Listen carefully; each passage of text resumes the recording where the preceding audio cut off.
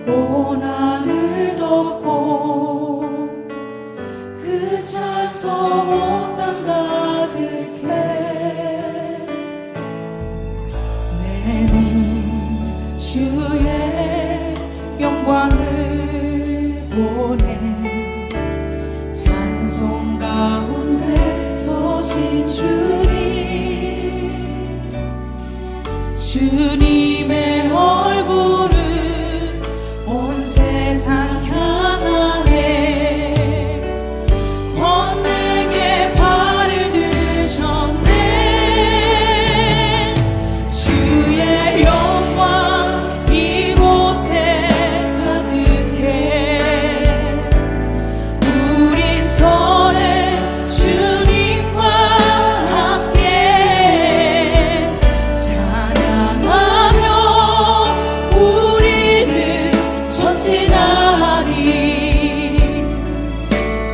모든 열방 주 볼 때까지 내 눈 주의 영광을 보네. 내 눈 주의 영광을 보네. 우리 가운데 계신 주님 그 빛난 영광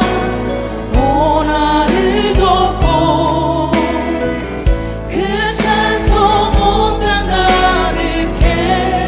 내 눈 주의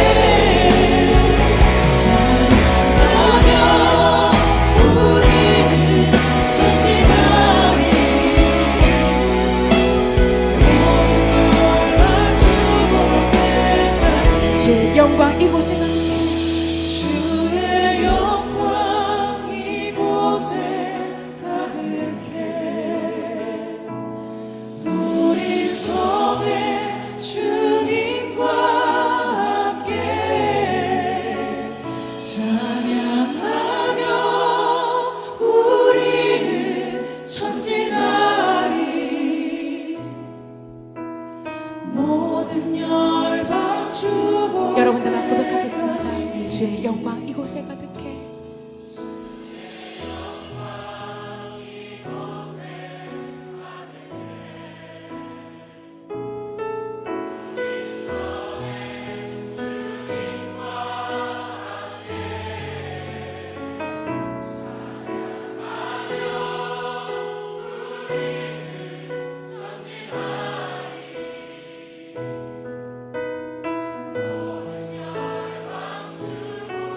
찬양하며 우리는 천진하리.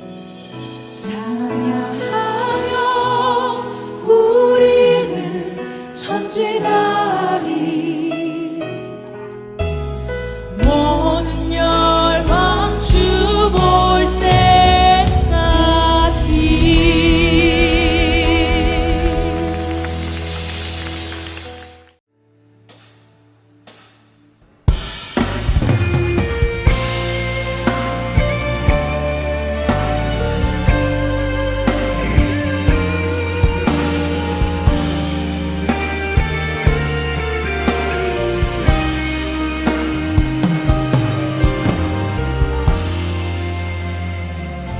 아버지 당신의 마음이 있는 곳에 나의 마음이 있기를 원해요.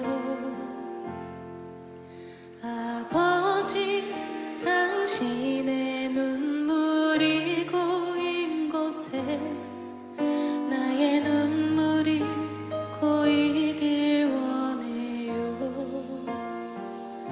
아버지 당신이 바라보는 영혼에게 나의 두 눈이 향하길 원해요.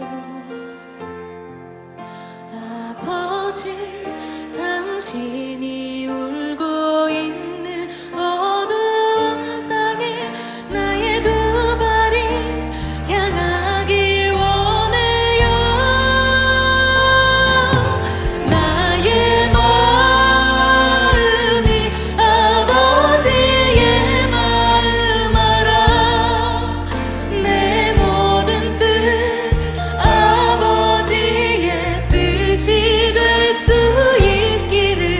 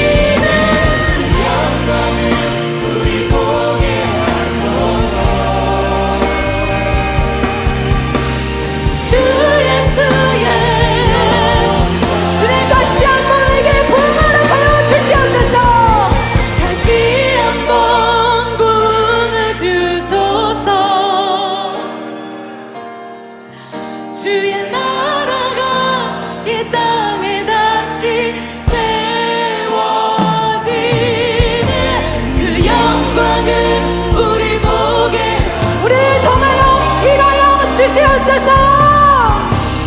주 예수의 영광을 다시 한번 부어주소서. 주의 나라가 이 땅에 다시 세워지는 그 영광을 우리 보게 하소서. 주 예수의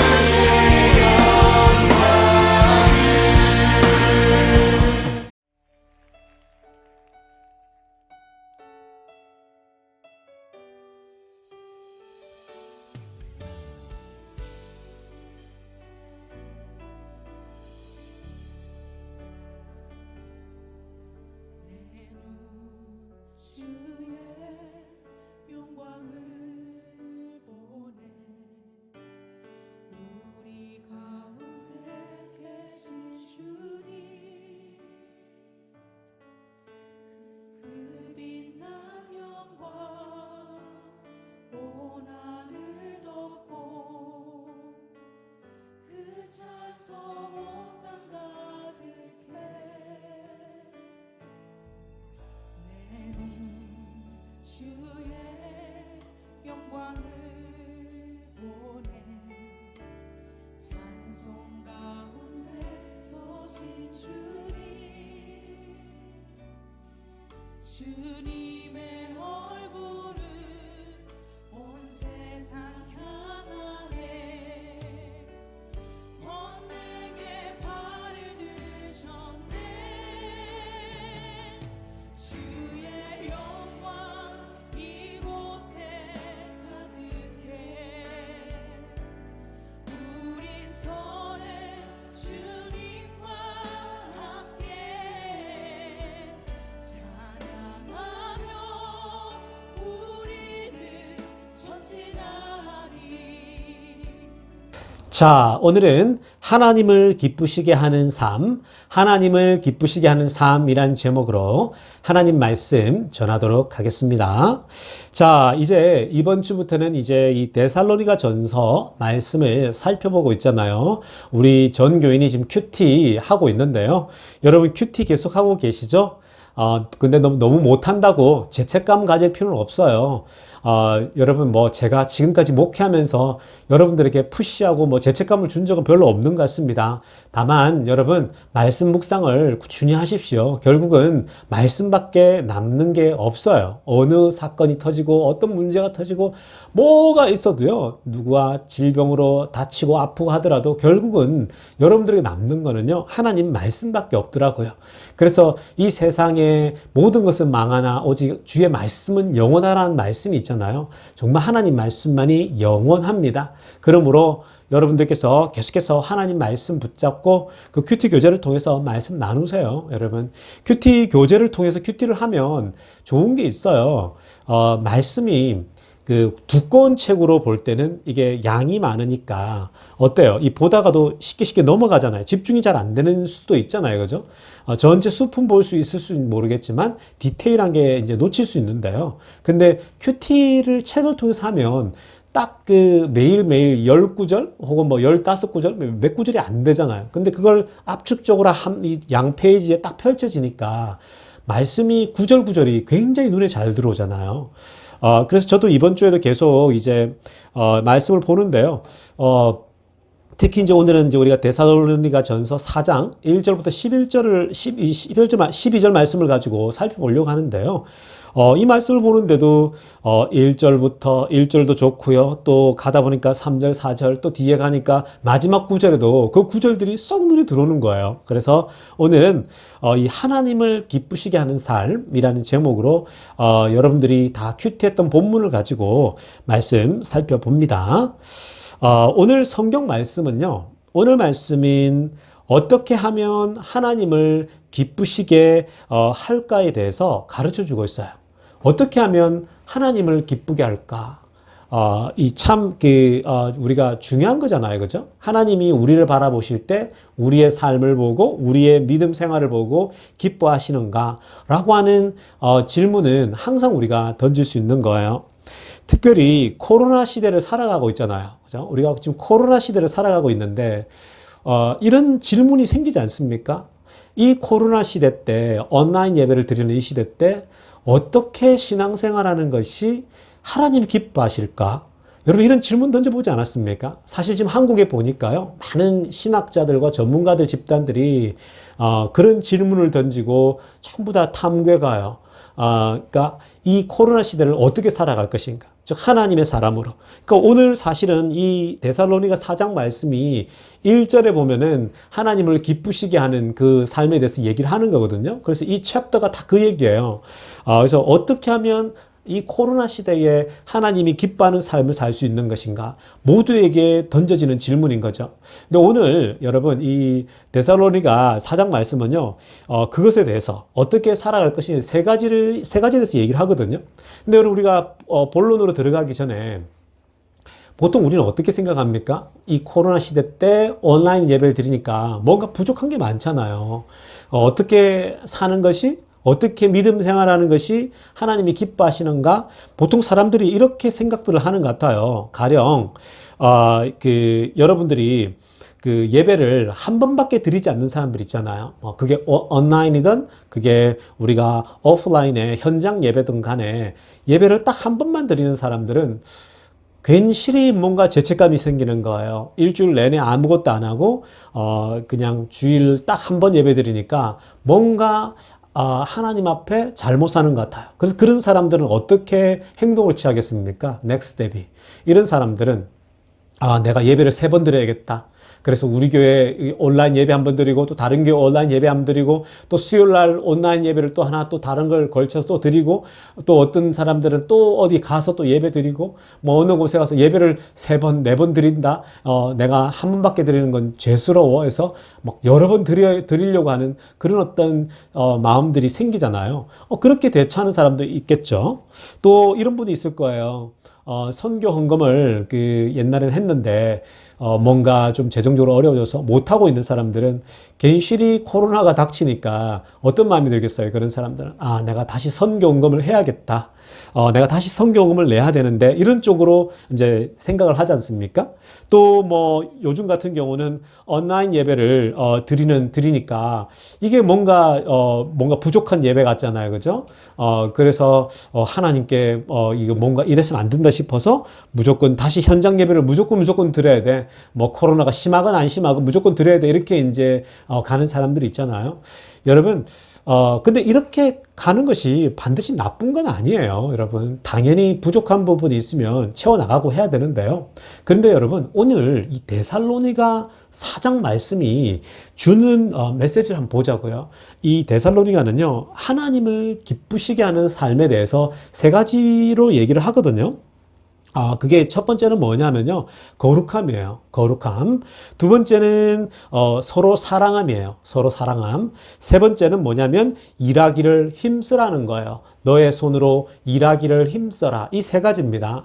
이 3가지를 다 다루면 한 8페이지가 나오더라고요. 그래서 이게 너무 양이 많고요. 일단 제가 첫 번째 거하고 세 번째 거 있죠. 이 2가지를 먼저 하고요. 시간이 허락되면 두 번째 거도 같이 나누려고 합니다. 자, 먼저 첫 번째 있잖아요. 우리가 하나님을 기쁘시게 하는 삶. 데살로니가 전서가 하는 얘기는 3절, 4절 말씀을 한번 읽고 살펴보겠습니다. 3절, 4절 읽습니다. 하나님의 뜻은 이것이니 너희의 거룩함이라. 곧 음란을 버리고 각각 거룩함과 존귀함으로 자기의 아내 대할 줄을 알고. 아멘. 여러분, 여기 참 재미난 말씀이 있습니다. 이 3절에서 뭐라고 하냐면 하나님의 뜻은 the will of God, 하나님의 뜻은 뭐라고 합니까? 너희의 거룩함이라 라고 합니다. 하나님의 뜻은 뭐냐? 하나님이 우리를 향한 뜻은 너희의 거룩함이다 라고 얘기를 하죠. 그리고 상세하게 뒤에서 설명을 하는 거예요. 디테일하게. 그 거룩함에 대해서 뭐라고 하냐면 음란을 버려라. 이게 정말 성적으로 그 음란을 버리라는 얘기거든요. 음란을 버리고 거룩함과 존귀함으로 자기의 아내 대할 줄을 알고라고 합니다. 그 거룩함에 대해서 음란을 버리고 거룩함과 존귀함으로 자신의 아내를 대할 줄 알고라고 얘기를 해요. 여러분, 저는 이 이제 말씀을 보면서요, 이번 그 대통령을 비교해 보면 알 것 같아요. 어차피 이제 또 새로운 대통령이 나왔는데요. 이 두 대통령을 한번 비교를 해보면요. 그 바이든이 대통령이 됐잖아요. 그죠? 이번에 바이든이 대통령이 됐는데, 첫 번째 그 first address죠. 연설, 그죠? 이제 완전히 이기고 나서 첫 번째 연설에서 이렇게 이야기를 하더라고요. 이 연설에서 아주 좀 감동을 좀 받았는데, 뭐라고 스피치를 하냐면요. 내 아내의 헌신과 도움으로 내가 이 자리에 서 있다라고 고백하더라고요. 그러니까 여러 얘기를 하는 가운데 그 중간 말미에 자기 아내에게도 고마움을 표하더라고요. 내 아내가 헌신적으로 나를 여기까지 돕지 않았다라면 내가 오늘 이 자리에 대통령으로 선출될 수는 없었다라고 하는 거예요. 여러분, 우리가 언론을 통해서 다 아시겠지만 바이든이 이번에 3수째잖아요. 여러분, 바이든은 정치 고수예요. 정말 오랫동안 30살 때 상원 의원에 당선됐잖아요. 그래서 사실은 굉장히 오랫동안 이 미국 정치에 또 미국을 위해서 헌신하고 했던 사람입니다. 근데 그 첫 번째 대통령이 되고 나서 그 연설을 하는데 저는 이 표현을 하는데 참 감동적이더라고요. 내 아내의 헌신과 도움으로 내가 이 자리에 서 있다라고 얘기를 하는데 굉장히 저는 그 감동이 있었습니다. 여러분, 사실 이렇게 말하는 게 쉽지 않아요. 혹시 제가 남자분들에게 한번 물어볼게요. 여러분들은 어디 가시면 그렇게 얘기하십니까? 내가 지금 이 자리에 서 있는 것이 내 아내의 헌신과 도움으로 이 자리에 있다라고 여러분들이 얘기하실 수 있습니까? 여러분들 친구들에게 혹은 여러분들이 졸업식을 하거나 했을 때 이런 고백을 하십니까? 저는 제가 그 플러신학교에서 PhD 이제 어렵게 마치고 났을 때요, 그 전체 앞에 스피치를 할 기회가 있었거든요. 근데 그때 제가 제 아내의 헌신 때문에 내가 이걸 다 마칠 수 있었다 이렇게 얘기했는데 제 자랑하려고 하는 게 아니고요. 그러니까 이렇게 바이든 대통령이든 누구든 간에 아내의 헌신과 도움으로 내가 이 자리에 있다라고 얘기할 수 있다라고 하는 것은요, 그게 쉬운 게 아니에요. 그것은요, 정말 아내가 헌신했을 때 그 얘기가 나 할 수 있는 얘기예요. 정말 내 아내가 나를 위해서 정말 이렇게 헌신했다라면 그렇게 얘기할 수 있고요. 또 하나는 뭐냐면 남편이 그것에 대해서 정말 진심으로 고마움을 느낄 때 그 고백이 나올 수 있는 거거든요. 그 두 가지가 동시에 이루어지지 않으면요, 이런 고백하기 힘들어요. 제가 주변에서도 보는데 그런 말을 하는 사람 많이 못 봤어요, 여러분. 그러니까 여러분, 사실은 이 바이든 대통령이 이런 고백을 하는 거 보면서 저는 굉장히 안정감을 좀 느꼈습니다. 저 사람의 인격은 참 준비가 된 사람이구나라는 생각을 했어요. 여러분, 이에 반해 트럼프 대통령을 보면요, 제가 트럼프 대통령을 4년을 봐왔잖아요. 물론 여기 여러분 중에 트럼프 지지자도 있을 텐데요. 트럼프 대통령을 비난하고 욕하고 싶은 마음보다는요, 그런 마음이 아니라 그냥 이 부분만 비교하고 싶은 거예요. 여러분, 트럼프 대통령은 한 번도 연설에서 제가 성경을 인용하는 걸 거의 본 적이 없어요. 정말 성서를 인용해서 본인이 기독교인이라고 하는데 성경을 인용해서 저는 그 위에서 메시지 전한 걸 못 봤어요. 그리고 또 뿐만 아니라 트럼프는 와이프만 몇 번째입니까? 세 번째인가 네 번째잖아요. 그죠? 와이프만 세 번째 바꿨어요. 지금 와이프가 세 번째인가 네 번째 와이프 아닙니까? 그래서 트럼프 대통령은 사실은 여러분들 아시겠지만 무수한 성추행과 문란한 성생활로 가득 차 있잖아요, 여러분. 그래서 사실은 이분에 대해서 저는 처음부터 사실은 그렇게 제가 좋아하진 않았었어요. 그러나 말씀드렸지만 어느 나라의 왕이건 대통령이건 간에 하나님이 허락하시는 거예요. 그래서 하나님이 허락하시면 그게 투표를 통해서 되어지면 그건 그냥 따르면 되는 거예요. 우리가 순종하면서. 그러나 이제는 바뀌었죠. 근데 여러분, 이 트럼프 대통령은 지금 언론에서 나오는 건 뭐냐면요, 임기가 끝나는 순간 수많은 성추행 소송이 기다리고 있는 거예요. 그 이제 재판이 기다리고 있다라는 겁니다. 왜냐면요, 그동안에 그러면 성고발은 어떻게 버텨냈냐? 대통령에게는 면책 특권이라는 게 있어요. 여러분들 우리가 어릴 때 배웠던 그 내용 중에 대통령에게 어떤 소송이 걸리거나 했을 때에 죄에 대해서 고발이 오거나 했을 때 면책 특권, 한 나라의 수장은 면책특권에서 그런 모든 소송이나 죄로부터 일단 자유할 수 있다라고 이제 그런 법이 있거든요. 그걸 통해서 다 버틴 거예요. 그런데 이제는요, 트럼프 대통령이 더 이상 이제 저항할 수가 없죠. 대통령 자리에 내려오는 순간 이제 여러 성추행 고소 사건들이 들어오게 됩니다. 많은 여성들을 실제로 성추행하고 또 하지 않았습니까? 여러분, 거룩함이라는 측면에서 보면요, 거룩함이라는 그 관점에서 보면 트럼프 대통령은 정말 문제가 많은 사람이에요. 오히려 바이든은요, 여러분 한번 그 삶을 보십시오. 상대적으로 신실한 남편이고요. 그리고 가장으로 78년을 살아왔어요. 그러니까 여러분 그 가족과 아내를 위해서 이렇게 같이 살아오다 보니까 대통령 선거 여러분 끝나고 나서 그 첫 번째 스피치에서 아내의 헌신과 그 도움으로 이 자리에 있었다라고 진심으로 그런 고백이 나올 수 있는 거예요. 가짜로 그런 말이 나올 수가 없어요, 여러분. 그러나 여러분 제가 뭐 바이든이 됐기 때문에 뭐 바이든 지지자며 뭐 이렇게 얘기하고 싶지 않아요. 정치적으로 생각할 필요 없습니다. 어느 왕이든 상관없어요, 여러분. 하나님이 은혜를 주셔야 되고 하나님이 이끌어 가시는 겁니다. 여러분, 그냥 제가 여러분 오늘 말씀을 위해서 예를 들었을 뿐인데요. 여러분, 하나님이 기뻐하는 인생은요, 거룩한 인생이에요. 하나님이 기뻐하는 인생은요, 거룩한 삶을 사는 사람입니다. 이 말씀을 조금만 더 깊이 들어간다면요, 당시에 데살로니가 교회예요. 여러 사람들이 공동체 생활을 하고 있었어요.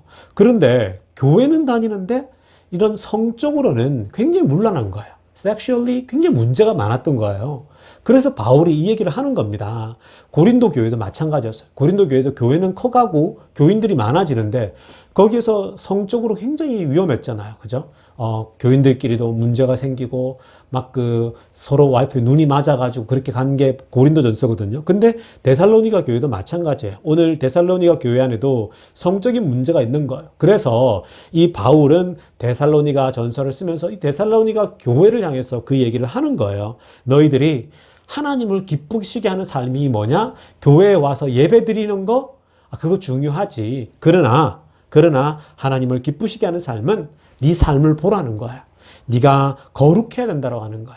거룩함이 첫 번째라고 얘기를 합니다. 네가 거룩할 때에 결국 그것이 하나님이 기뻐한다라 그러죠. 저는 이 말씀이 참 좋더라고요. 여러분, 우리가 지금은 진짜 이런 말씀 붙잡아야 돼요. 코로나가 이렇게 여러분 하나님이 허락하는 것도요, 우리의 거룩함을 다시 돌아보라고 주시는 것이라고 저는 봐요. 여러분, 거룩해야 된다라는 거예요. 그게 하나님이 기뻐하는 삶이라는 거예요. 2000년 전에 데살로니가 교회가요, 2000년 전에 데살로니가 교회에서는 여성들의 지위가 항상 낮았어요, 여러분. 이 중요합니다, 여러분. 2000년 전에는 데살로니가 교회의 여성들의 지위가 굉장히 낮았다는 거예요. 당연하죠, 여러분. 고대 사회는 여성들의 지위가 높아졌던 적이 별로 없어요. 항상 낮았어요. 아주 낮은 위치였죠. 그리고 항상 불리했어요. 여자들이 언제나 어려운 시대를 살았던 것이 2000년 전의 데살로니가 교회고 고대 시대가 다 그랬죠. 그런데 여러분, 지금은 시대가 바뀌었잖아요. 지금은 시대가 바뀌었어요. 여성들이 좋은 상황에 있어요. 그 여성들이 굉장히 요즘은 한국에 보니까 더 좋아요, 여러분. 여러분, 그래서 오늘 성경이 여러분, 아내를 존귀하게 대하라 하는 말씀을 읽으면서요, 여성들은 이렇게 생각할 거예요. 이 말씀 보면서 당신이 이거 봤지? 잘해? 라고 분명히 그렇게 얘기할 거예요. 그죠? 지금도 아마 제 설교를 들으면서 그런 얘기 하고 있을 거예요. 당신이 들을 메시지네. 뭐 이런 얘기 하고 있을 거예요. 여러분, 여성들이 이 말씀을 보면서 남편에게 잘해라고만 할 게 아니에요. 여러분, 왜 이 바울은 이 당시에 아내를 존귀하게 대하라고 했냐면 그 당시에는 여성들이 굉장히 낮게 취급받았기 때문에 그래요. 여성들이 삶이 정말 비참했다고요. 그런데 오늘날은 여성들이 비참하지 않거든요. 오늘날 여성들에게 자유도 많죠. 사실은 굉장히 더 좋을 때도 많다라는 거예요. 그렇기 때문에 이 말씀을 읽을 때는요, 일방통행이 아니에요. 이 말씀을 읽을 때는요, 아내를 존귀하게 대하란 말은 남자에게만 강요하는 게 아니에요. 오늘 말씀으로 딱 가져오면 자신에게 적용할 땐 부부가 함께 애쓰고 존중해 나가라는 말씀으로 들어야 돼요. 남편만 아내를 높이 하는 게 아니고요, 여성들이 정말 남편이 바깥에서 일을 하고 고생하면 여성들이 당연히 아내들이 남편들에게도 계속 리스펙트하고 존중해야 돼요. 남편을요. 여러분, 남편이 아내에게 소홀히 대하고 막대하면 아내도 여러분 어떻습니까? 남편이 자기 와이프에게 막대하잖아요. 그러면 아내는 나이스한 남자에게 눈이 돌아가는 거예요. 그 반대도 마찬가지예요. 아내가 남편에게 막대하잖아요. 아내가 남편에게 정말 형편없이 대하면요, 남자들은 또 나이스한, 자기한테 나이스한 여자들에게 눈이 돌아가는 거죠. 그 문제를 지적하는 거예요.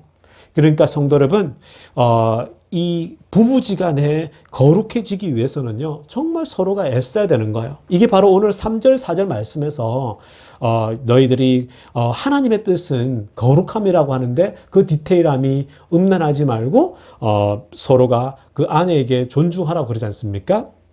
근데 그 말씀을 받을 때는 부부간에 거룩해지라는 거예요. 부부가 거룩해지면요, 다른 문란한 생활도 생기지도 않아요.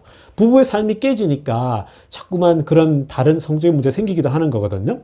그러므로 성도 여러분, 바이든이 자신의 아내를 존귀하게 대하듯 여자들도 남편을 존귀하게 대할 때 부부간의 거룩함이 유지된다는 사실을 기억하십시오.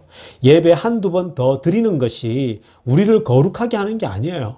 예배 중요한 거예요. 예배 안 드리는 사람이 어디 있겠습니까? 근데 성도 여러분, 오늘은 바울이 지적하는 점은요, 예배 한두 번 더 드리는 것이 우리를 거룩하게 하는 게 아니라 너희 부부, 너희 아내, 너희 남편 가장 가까이 있는 사람에 대해서 여러분 관계가 힘들지만 거룩함을 유지하라는 거예요. 그 관계를 잘 만들어가서 거룩함을 유지하라는 거죠. 서로가 서로를 존귀하게 대할 때 바로 그렇게 살아가는 사람이 하나님이 기뻐하는 사람이에요. 여러분, 코로나 오고 나서 부부관계 깨지고 흐트러지고 그래서 변호사 찾는 사람 한둘이 아니라 그러잖아요. 오늘 이 말씀이 우리에게 들려야 돼요. 여러분, 거룩함이 뭡니까? 하나님이 기뻐하는 삶이래요. 근데 오늘 데살로니가전서는 거룩함에 대해서 디테일하게 뭐라고 합니까? 부부간에 그 관계를 잘하라는 거예요. 남편은 아내에게, 아내는 남편에게 나이스하게 대하면서 그렇게 살아가라고 얘기를 하는 것입니다. 멀리 갈 필요 없어요, 여러분. 여러분, 자꾸만 믿음, 여러분, 영성, 이러면요, 뭔가 저런 집회를 가서 은혜를 받고, 그 귀한 말씀 들으면 뭔가 여러분 영적 충만한 것 같은데, 돌아가면 아무것도 없잖아요. 돌아가면 뭐가 있나요, 여러분? 여러분, 오늘 말씀 듣고 은혜 받아도 돌아가면 뭐가 있나요? 아무것도 없어요. 공허해질 수 있어요, 여러분. 그런데 하나님 말씀은 뭐예요? 예배 드리고 나면 그 1시간, 2시간이면 끝이에요. 그 다음에 돌아가서 계속 만나고 보는 사람은 남편이고 아내고 자식이에요. 성도 여러분, 거룩한 삶은 어디로부터 시작한다고요? 부부 관계로부터 시작되는 것을 기억하시기를 간절히 축원합니다.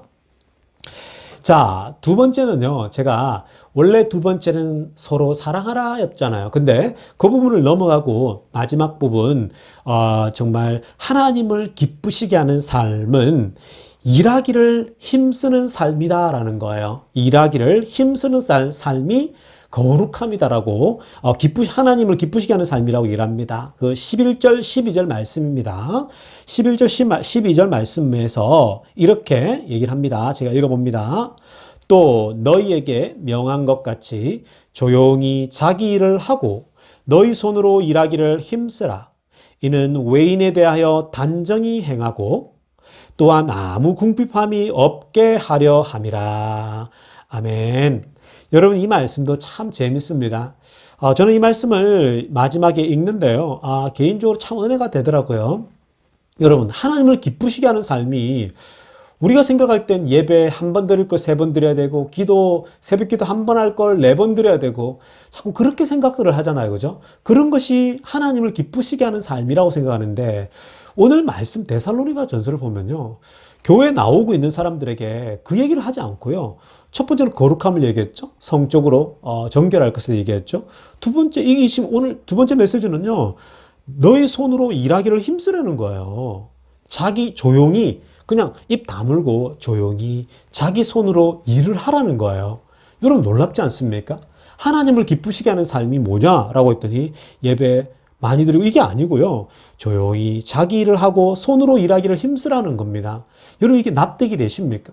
이게 오늘날 주는 메시지예요. 한국에도 와보니까요, 사람들이 예배 생활은 너무 많이 해요. 교회 생활은 너무 잘해요. 교회는 안 빠져요, 여러분. 근데 여러분, 이들의 문제는 뭐냐면요. 아까 말했잖아요. 집에 들어가면 와이프랑 싸우고 있고, 집에 들어가면 남편 욕하고 있고, 그런 거예요. 여러분, 그리고 두 번째가 지금 뭐예요? 자기 손으로 일하기를 힘쓰라는 거예요. 무슨 말입니까, 여러분? 여러분, 이 바울이요. 이렇게 이야기하는 이유가 있어요. 당시에 이 데살로니가 교회는요. 놀고 먹는 사람들이 너무 많은 거예요. 게을러가지고. 일을 안 하는 거예요. 놀고 먹는 사람이 있다는 겁니다. 자기 손으로 일하지 않고 게으른 사람들과 술 마시며 먹고 노는 사람들이 있었고요. 그리고 무엇보다 일하는 것을 세속적으로 바라보고 열심히 일하는 사람을 안 좋게 바라보는 눈들이 있었던 거예요. 즉, 이분법적으로 생각한다라는 거예요. 밖에서 세상에서 일하는 걸 보면은, 아이, 세속적이야. 교회만 나가면 뭔가 거룩한 일이야. 자꾸 이걸로 분리한다라는 거예요. 절대 떨어져 있는 것이 아닌데도 불구하고. 그런데 여러분, 바울은 이것에 대해서 뭐라고 하냐면요. 자기 손으로 열심히 일해야 되는 그 이유에 대해서, 즉 하나님이 기뻐하는 삶이 자기 손으로 열심히 일하는 것인데 그 이유에 대해서 두 가지를 얘기합니다. 첫 번째는 뭐냐면요. 외부인들에게 단정함을 보여주는 것이래요. 열심히 내가 내 손으로 일을 하면 외부 사람들, 즉 바깥 사람들, 예수 안 믿는 사람들에게 단정함을 보여주는 것이고, 두 번째는 뭐냐면은 아무 궁핍함이 없게 하려 함이다라고 합니다. 아무 궁핍함이 없게 한다. 즉 뭡니까? 가난해지지 않게 한다라는 거예요. 내가 열심히 일을 하면 가난해질 수 없다라는 거예요. 다른 사람을 의지하지 않는다라는 거예요. 영어에도 그렇게 표현 나오거든요. Do not depend on another people. Do not depend on other people. 다른 사람에 의지하지 않는다라는 거예요, 여러분. 그렇게 정말 지금 우리가 내 손으로 일해야 될 이유에 대해서도까지 설명을 해주고 있거든요. 그러니까 열심히 일하는 모습은 결국은 세상 사람들에게 뭘 얻는 거예요? 리스펙트를 얻어요. 존중을 받는다라는 거예요. 하나님의 교회를 다니는데, 교회를 다니는 사람들이 게으르고 일하지 않고 빌어먹는 삶들을 보면은, 여러분, 교회를 다니고 장로면 뭐하고 집사면 뭐예요? 늘 남들에게 손 벌리고 있고 무능력하고, 여러분 돈도 못 버는 사람이면 어떻겠어요? 손가락질 받겠죠. 저 사람 뭐지? 이러면서 교회를 다니는데 무능력한 거예요. 여러분, 그런 말씀을 우리들에게 들려주고 있는 거예요. 그 중요한 지점들을. 그러니까 열심히 일하는 모습을 보면은 세상 사람들에게 리스펙트를 얻는다라고 영어 성경에도 나오고요. 또 중요한 게 뭐예요? 열심히 일하면 가난하지 않고 스스로 경제 독립의 모습을 보여주고, 결국은 열심히 경제 독립을 이루어서 다른 사람을 오히려 사랑으로 도와줄 수 있는 힘이 생긴다라는 거예요. 여러분, 올해 노벨상을 받은 사람이 재미난 얘기를 했어요. 그 사람 그 글에 보면 이 사람들이 뭘 이제 통해서 이 노벨상을 받았냐면요. 아프리카 사람들이 왜 발전하지 못할까? 아프리카는 왜 항상 가난할까? 라는 주제를 가지고 이제 연구를 해서 이제 발표를 했거든요. 그래서 이제 결국은 이들이 노벨상을 받았는데요. 여러분, 한번 생각해 보십시다. 아프리카 사람들이 선교사도 많이 가고 서양 나라도 유럽이나 서양에서 원조를 엄청 하잖아요. 그런데도 여전히 가난하잖아요. 왜 가난해서 못 벗어날까요? 왜 가난해서 허덕일까요? 왜 아프리카 사람들은 아무리 원조를 하고 도와줘도 가난해서 일어나지 못하고 기아에서 허덕일까요? 대한민국은 우리가 다 알고 있듯이 아프리카보다도 못 살았는데 1950년대에 지금은 정말 엄청난 나라가 됐잖아요. 전 세계가 부러워하는 선진국이 되지 않았습니까? 여러분, 근데 왜 아프리카 사람들이 지금까지 도움을 받고 원조를 받았는데도 일어서지 못하고 계속 가난한 이유, 왜 계속 가난할까요? 노벨상을 받은 이 팀이 받았는데요. 이 교수 그룹들은 뭐라고 그 이유를 말하냐면요. 두 가지를 제가 언급해 드리겠습니다. 두 가지는 뭐냐면요. 첫째는요. 교육이래요. 지속적인 교육. 그리고 두 번째는 건강이래요. 그러니까 무슨 말이냐면요. 아프리카를 망치는 것은 계속 그냥 무제한 원조라는 거예요. 아프리카를 망치는 것은 그냥 계속 그냥 돈만 쏟아붓는 거라는 거예요. 그냥 도와주는 거 있잖아요. 가난한 사람을 그냥 계속 돈만 준다고 그 가난한 사람이 일어서는 게 아니에요. 물론 급한 사람들에게 필요해요. 지금 당장 밥 굶는 사람에게는 그게 필요한데요. 그런데 한 사람을 제대로 살리기, 즉 아프리카라고 하는 나라를 제대로 살려내기 위해서, 그러니까 스스로 일어서도록 하기 위해서는 그냥 무상으로 계속 원조만 해서는 안 된다라는 거예요. 필요한 거는 지금 당장으로 돕되 뭐가 필요하냐면 두 가지를 얘기해요. 그게 첫 번째는 교육이에요. 지속적인 교육. 두 번째는 건강이 보장돼야 지속적으로 성장하고 발전할 수 있다고 얘기합니다. 굉장히 중요한 얘기죠. 그냥 무조건 무상 원조만 해줘서 이들이 힘을 가질 수 있냐? 절대 아니라고 하는 거예요. 딱 이 두 가지가 필요하다는 거예요. 지속적인 교육과 건강이 보장돼야 가난한 나라가 대한민국처럼 가난에서 벗어날 수 있다라는 겁니다. 저는 이 글을 읽으면서요, 이 아티클을 읽으면서 굉장히 인사이트가 있더라고요. 그렇구나라는 생각이 들었습니다. 왜냐하면 우리 교회들도요, 어려운 사람들 많이 돕잖아요. 근데 도울 때 그냥 여러분 우리가 홈레스를 돕고 이럴 때 이들에게 그냥 돈만 줘가지고는 되는 게 아니에요, 여러분. 사실은 그들을 체계적으로 이들이 나올 수 있도록 교육이 필요하고요. 직업 교육이든 뭐든 교육이 필요하고, 그런 다음에 건강이 유지되도록 건강을 지켜줘야 돼. 아프리카 사람들이 그렇잖아요. 물을 막 먹잖아요. 그죠? 물이 깨끗한 물이 없잖아요. 그러니까 이들이 건강을 유지할 수 있도록 깨끗한 물이 보장이 돼야 되고, 건강한 어떤 그런 병원들이 세워져 나가야 나라가, 이 아프리카라는 나라가 그 지독한 가난으로부터 벗어날 수 있다라는 겁니다. 여러분, 지금 우리가요, 코로나로 인해서 새로운 시대를 들어가고 있잖아요. 하나님이 기뻐하는 삶이 뭔가? 라고 우리가 질문을 던졌을 때, 이 두 번째 여러분, 우리들에게 들려주는 메시지는 뭐냐면요. 스스로 남에게 손 벌리지 않을 정도로 일을 해서, 내 손으로 일을 해서 경제 독립을 할 수 있는 것이 하나님이 기뻐하는 삶이라는 거예요. 여러분, 이 말씀이 좀 충격적이지 않습니까? 일하는 게 뭐가 하나님이 기뻐하는 것이지? 그런데 오늘 말씀은요, 남에게 스스로 손을 벌리지 않고, 남에게 의지하지 않고, 내 스스로 내 손으로 일을 해서, 땀을 일해서 가정을 세우고 먹고 살 것을 해결하고 부를 이루고, 그렇게 하라는 거예요. 그게 하나님을 기쁘게 하는 삶이다라고 얘기하는 겁니다. 경제 독립이에요, 여러분. 경제 독립. 그것이 바로 하나님이 기뻐하는 삶이다라는 겁니다. 당당히 살아갈 때에 세상 사람들도 오히려 존경을 해요. 그리고 여러분, 또 우리의 이야기를 듣습니다. 스스로 경제적으로 독립을 해야 세상을 사랑하고 도울 수가 있는 거예요. 사실 여러분, 트럼프 대통령이 4년 전에 대통령이 될 때도 왜 많은 사람들이 표를 던졌습니까?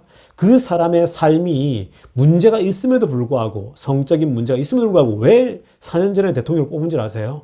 그 사람이 트럼프라고 하는 큰 이런 호텔 체인을 이루어냈기 때문에 많은 사람들이 저 사람이라면 미국을 제대로 세울 거야, 경제적으로 세워놓을 거야 라고 믿었기 때문에 표가 많이 갔던 거예요, 여러분. 그러니까 트럼프 대통령은 자기 삶을 충분히 이뤘던 부분에는 분명히 박수를 받아야죠. 대신에 반대로 삶이 너무 문란한 것 때문에 문제가 되는 것이지만요. 여러분, 하나님을 기쁘시게 하는 삶이란요, 거룩해야 되는 거예요. 그리고 서로 사랑해야 되는 거예요. 그리고 열심히 자기 손으로 일을 해서 경제적으로 남을 의지하지 않고 살아가는 삶이 하나님이 기뻐하는 삶이다라고 얘기를 하고 있는 거예요. 그저 예배를 한 번에서 5번으로 올리는 것, 그게 아니고요. 새벽기도 3번에서 5번 다 하는 게 거룩함이 아니고요. 그런 것들도 중요하지만 더 중요한 것은 뭐라고요? 여러분, 거룩한, 무엇보다도 오늘 메시지는 부부간에 거룩하라는 거예요. 그리고 서로 존중하면서 대하라고 얘기를 했죠. 그리고 사랑하라는 거예요. 성도들끼리 사랑하십시오, 성도를. 여러분, 정말 또 가끔씩 전화해서 같이 만나시고요. 차도 한잔 마시고요. 얘기도 하시고요. 성도들 간에 사랑을 해야 합니다. 그리고 마지막으로 던져줬던 메시지는 뭐냐면, 내 손으로 일을 해서 남들에게 손 벌리지 않고 경제 독립하는 삶. 그 삶이 하나님이 기뻐하고 세상으로부터 존경을 얻는다라고 합니다. 저는 우리 모든 성도님들이 열심히 땀 흘려 이 어려운 때에 새로운 아이디어로 일을 해서 경제 독립을 이루고 거룩하게 부부 사이의 거룩함을 유지할 수 있기를 간절히 축원합니다. 기도드리겠습니다. 하나님 아버지, 그렇습니다. 하나님, 오늘도 우리가 말씀을 또 붙잡았습니다. 하나님, 오늘 정말 하나님 말씀을 보니까 우리들에게 하나님을 기쁘게 하는 삶이란 거룩하게 가는 것이라고 말씀하셨습니다. 더 디테일하게 정말 부부간에 거룩함을 유지하라고 말씀하셨고, 또 하나님 정말 우리에게 주시는 메시지는 하나님 기뻐하는 삶은 내 손으로 열심히 일해서 경제 독립을 이루는 삶이 바로 하나님이 기뻐하는 삶이라고 말씀하셨습니다. 우리 모든 성도들이 한 사람도 빠짐없이 경제적으로 곰핍함을 당하지 않도록 하나님 경제적으로 문을 활짝 열어 주시옵소서, 채워 주시옵소서. 더불어서 우리 교인들의 부부간의 관계가 정말 더 깊어져서 사랑이 넘치는 부부간이 되게 하여 주시옵소서. 우리 주 예수님의 이름으로 기도드리옵나이다. 자, 여러분 이제 우리 함께 기도하는 시간 갖도록 합니다. 우리가 먼저 기도해야 될 것은 이번에 이제 새로운 대통령이 이제 선출되었는데요. 여전히 조금, 또 트럼프 대통령께서 이제 수락을 안 하고 있는 상황이라 조금 이제 미국 정치가 조금 어지러울 수 있는데요. 하나님께 기도할 것은 이 땅에, 이 나라의 모든 것이 순탄하게, 트랜지션이 일어나고, 새로운 대통령이 이 나라를 정말 하나님을 경외하는 마음으로 이 나라를 잘 인도해 갈 수 있도록 우리 함께 이 나라 대통령을 위해서 기도하십시다.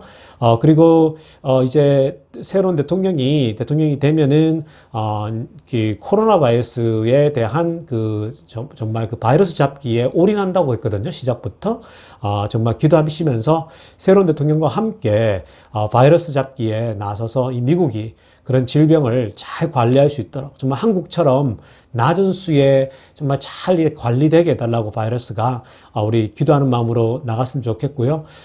그리고 더 나가서 빨리 백신이 개발되도록 우리 기도하십시다. 백신이 빨리 개발되어서 모두가 좀 정상적인 삶을 살 수 있게 해달라고 기도했으면 좋겠습니다. 그리고 여러분 우리 조국을 위해서 기도해 주십시오. 우리나라 땅을 위해서도 정말 새로운 새 시대에 이 나라가 정말 우리의 모국이잖아요. 모국이 잘 정말 이 어려운 난국을 잘 뚫고 나갈 수 있게 해달라고 기도하시고요. 또 계속해서 기도해 줄 것은 우리 집사람을 위해서도 기도해 주시고요. 잘 이제 해 나가고 있는데요.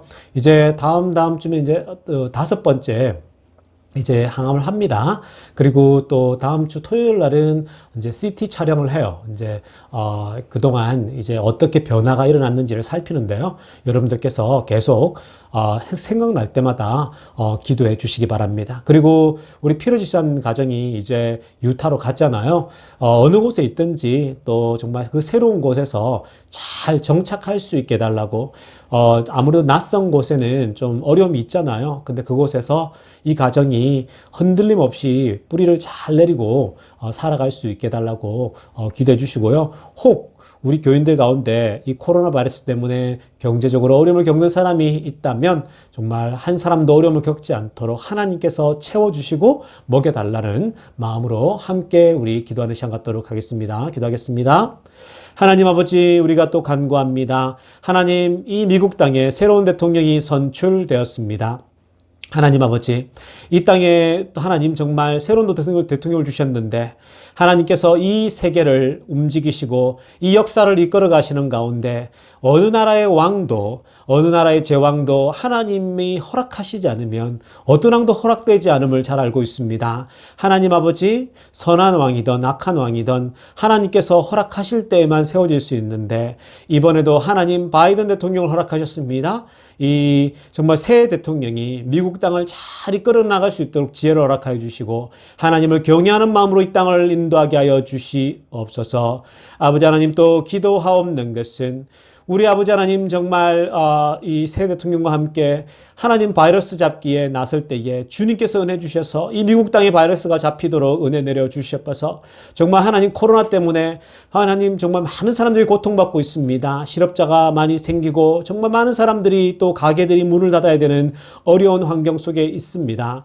하나님 아버지, 정말 하나님께서 은혜 주셔서 이 어려운 때에 하나님 정말 코로나에 백신을 허락해 주셔서 아버지 하나님 속히 개발되어서 이 백신으로 하나님 정말 미국 땅과 한국 땅과 전 세계가 안정감을 누리고 다시 하나님 옛날로 그 평온했던 시절로 돌아가게 하여 주시옵소서. 무엇보다도 잊지 말아야 할 것은 하나님 아버지, 한국이나 미국이나 어느 나라에나 하나님 먼저 하나님의 백성들이 이 코로나를 통하여서 정신 차리게 하여 주시고 오직 하나님 중심, 정말 하나님 성경 중심, 그리고 아버지 하나님 정말 하나님을 섬기고 하나님 나라를 섬기는 모든 성도들 다시 되게 하여 주시옵소서. 그리고 아버지 하나님, 기도하옵는 것은 정말 아버지 하나님 이 조국 땅에도 주님께서 은혜 허락해 주셔서 이 조국 땅에도 아버지 하나님 정말 이 어려운 때입니다. 하나님 나라가 저물지 않게 해주시고 이 나라가 이 어려운 때를 잘 극복하여서 하나님 이 세상에서 빛이 나고 드러나는 정말 영광 돌리는 그런 아버지 하나님 우리 대한민국이 되게 하여 주시옵소서. 아버지 하나님 그리고 아버지 하나님 우리가 또 기도하는 것은 우리 피로 집사님 하나님 유타로 또 옮겨갔습니다. 하나님 그곳에서 새롭게 정착할 때에 그게 만만치가 않습니다.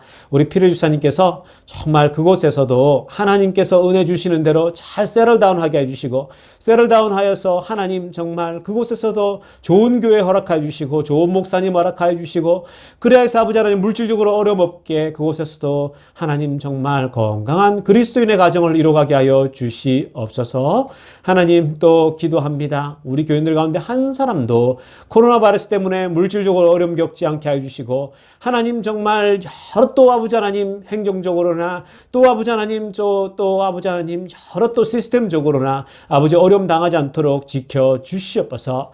아버지 또 간구하기는 우리 정사모에게 힘을 주셔서 하나님 그동안 어려운 과정들을 다 지나고 아버지는 이제 벌써 반환점을 돌아서 하나님 이제 끝을 향해 가고 있습니다. 주님 그동안 잘 버티게 해주셔서 감사드리고 건강을 회복하게 해주시고 그래서 다시 건강한 육체로 하나님을 섬기고 또 하나님의 이웃을 돌보고 하나님의 교회를 돌보는 우리 하나님 귀한 믿음의 딸 되게 하여 주시옵소서. 오늘도 주님께서 은혜 주셔서 감사드리며 우리 주 예수님의 이름으로 기도드리옵나이다.